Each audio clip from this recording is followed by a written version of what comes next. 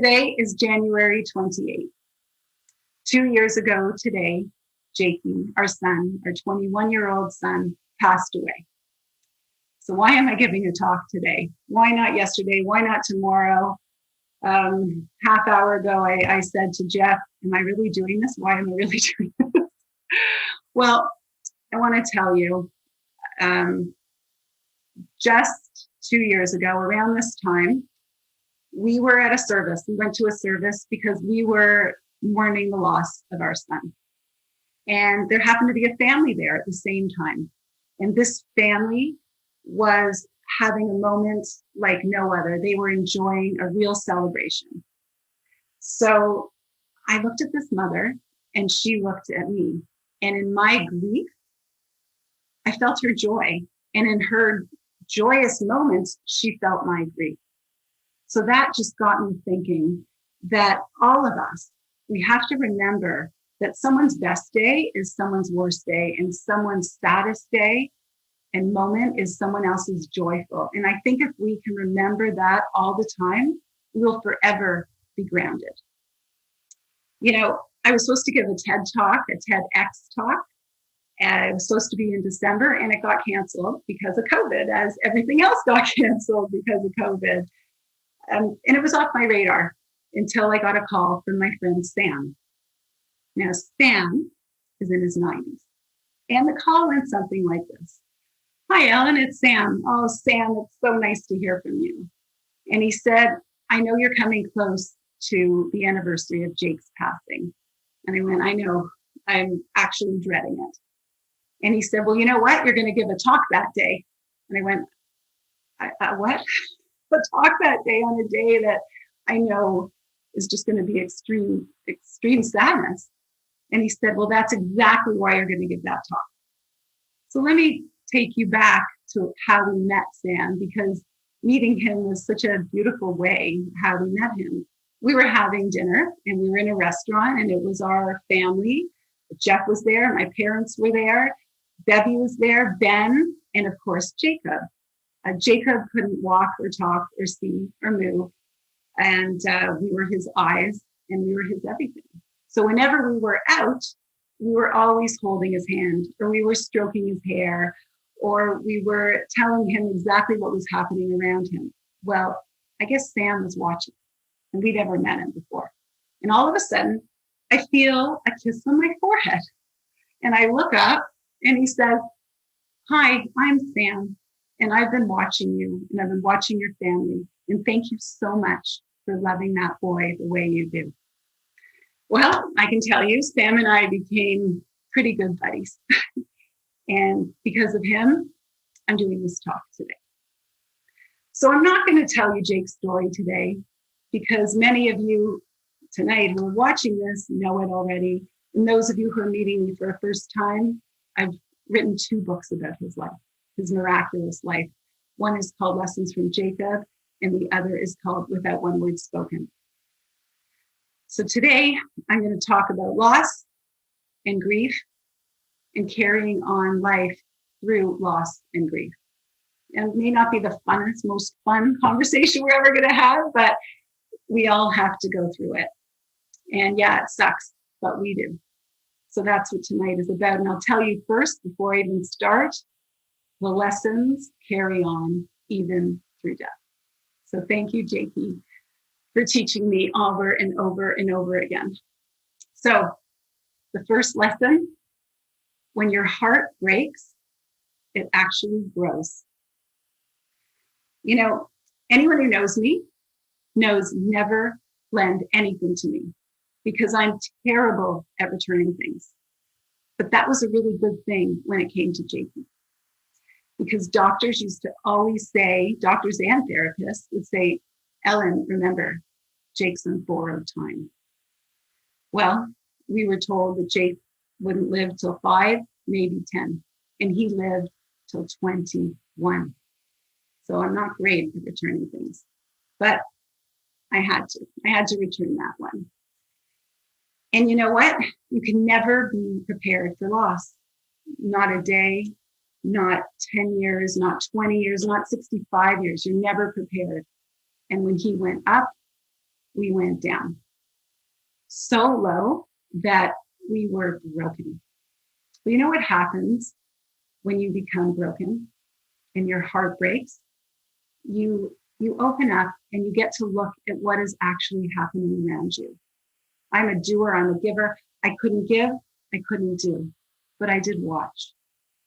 The cards, the emails, the letters, the calls, the dinners that were dropped off on our doorstep.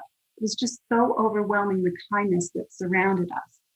My sister-in-laws literally took 10 days off of their work so they can take care of our family because I couldn't. But they allowed us to do what we needed to do, and that was grief. At the time, we were living in a rental house because we were building a dream house for Jakey. Fully accessible house. We were so excited for this house. But the rental had a den on the main floor. And we had to unhook there was a fireplace in there. So we unhooked the gas because Jake was on oxygen. And his room really looked like a hospital room. It had his hospital beds. It had his supplies. It had his pumps. It was all set up with everything he needed. Thank goodness for that. But after he passed, I knew that was the only room I wanted to be in. That's the only room our family wanted to be in because we had spent so much time in there with Jakey.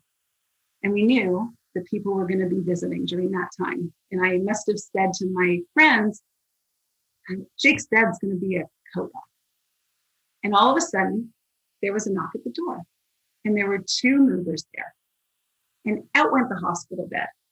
Out went all the medical supplies. In came couches. In came a rug. In came a coffee table. In came a lamp. Up went all Jake's art and family pictures.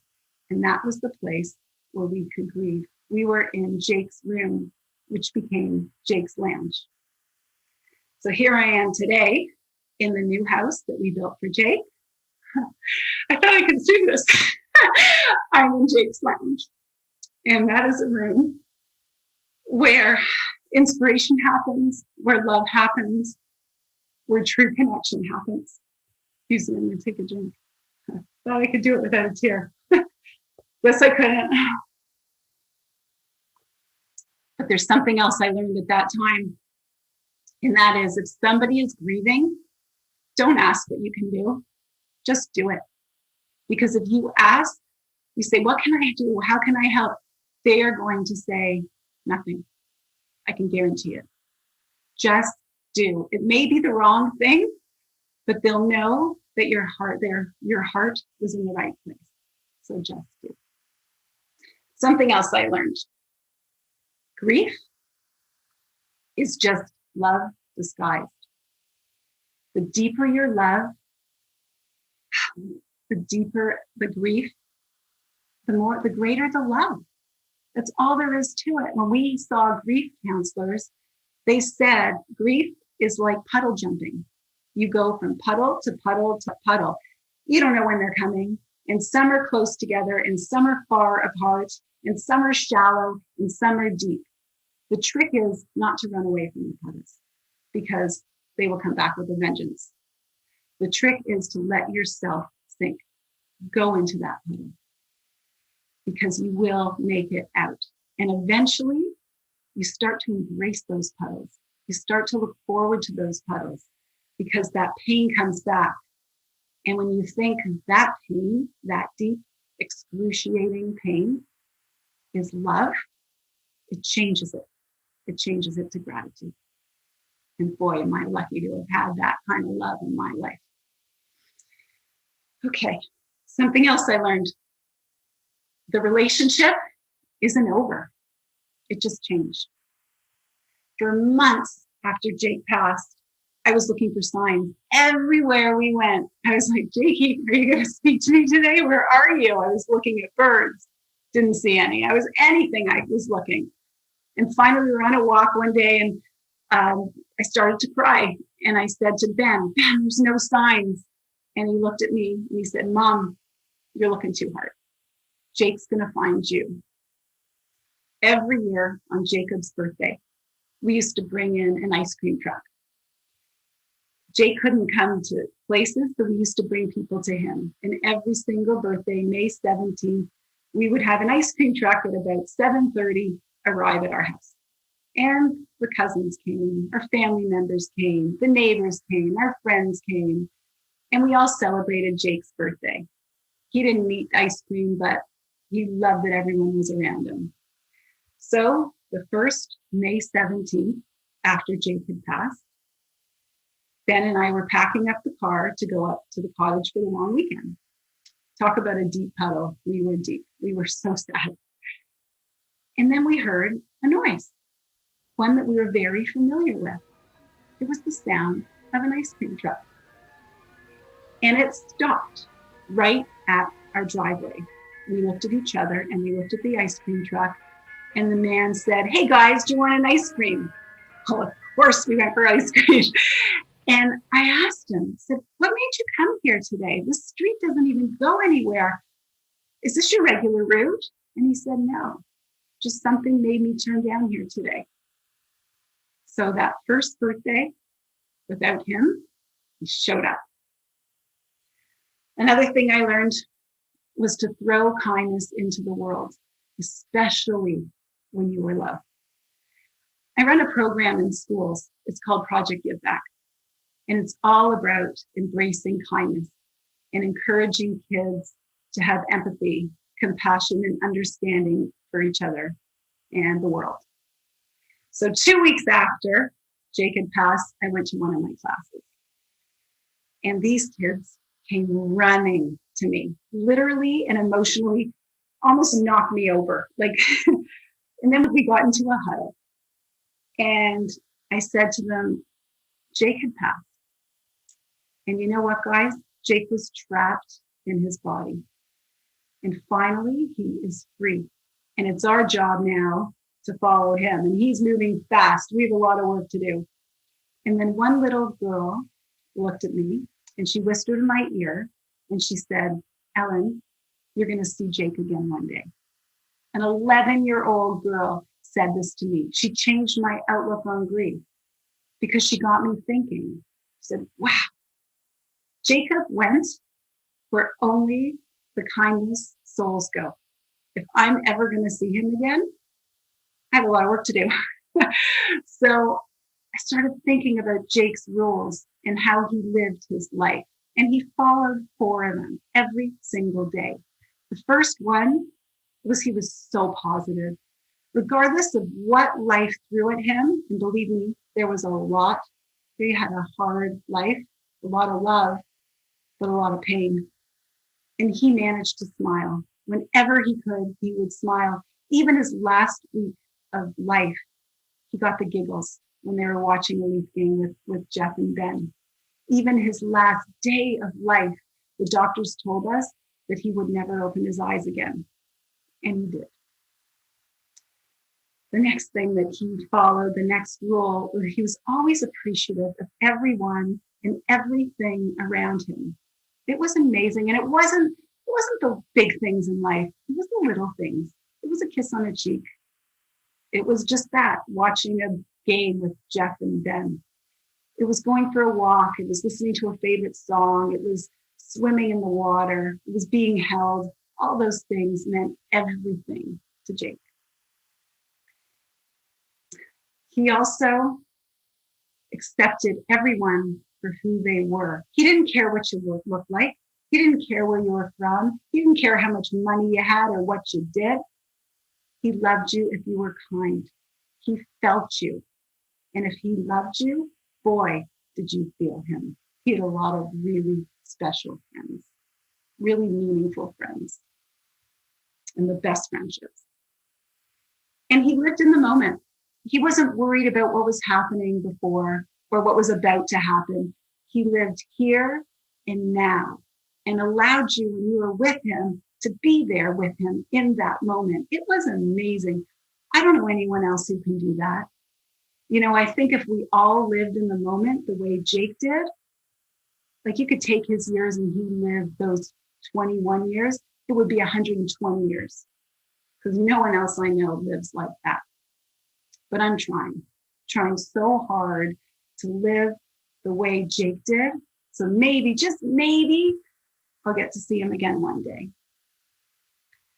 The last lesson I learned is to honor whoever's lost, whoever you've lost, with love, and to honor that love. Do whatever it was that you did with that person when they're gone. Maybe cook their favorite meal and sit and enjoy it and think about them. Maybe make a playlist of their favorite music and go for a walk. Whatever it was you did, do it again. And I'll tell you, you will feel them. For Jake, it was music. He loved music. Music touched his soul. That was the language he spoke.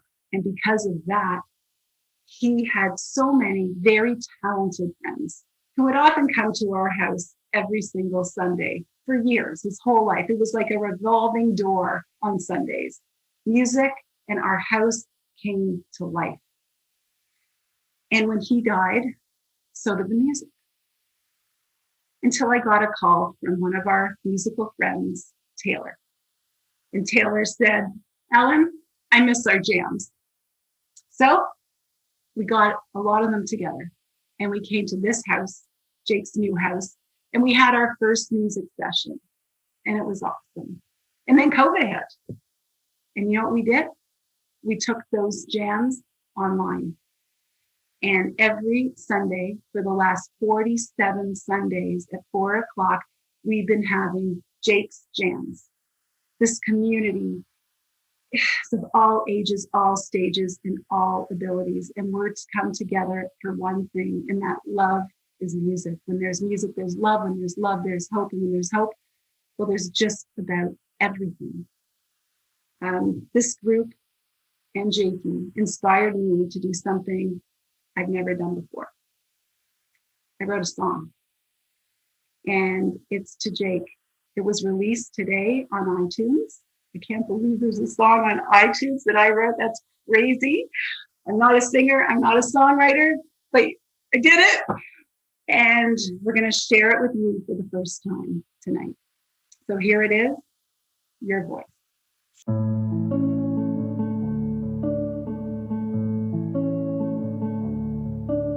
For 21 years you lived your life like a shining star in the dark of the night. No expectations, fueled by love, that infectious smile like a gift from above. I remember laying by the lakeside, your eyes so bright, sparkling white. We had no choice, we heard your voice. I remember everything you taught me, I carry those lessons inside me. I had no choice, I am your voice. On borrowed time you lived every second, every moment with you, never once a regret. Time rushes onward, our love grows stronger. What can I do to bring me closer to you? I remember laying by the lakeside, your eyes so bright, sparkling white. We had no choice, we heard your voice. I remember everything you taught me, I carry those lessons inside me. I had no choice, I am your voice. Fly away, I'll earn my wings to be with you someday. Fly away, I'll earn my wings to be with you someday. I remember everything you taught me, I carry those lessons inside me. I have no choice, I am your voice.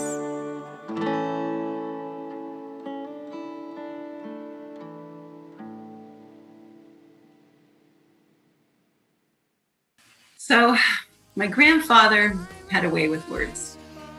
When one of his buddies was about to pass, he would always say, they're on the launching pad. I know, a very strange way to say it.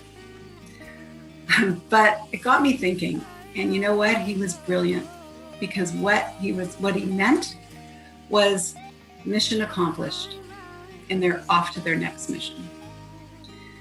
Well, Jakey's mission was accomplished. My mission is to continue that mission. What's yours? Thank you, everybody.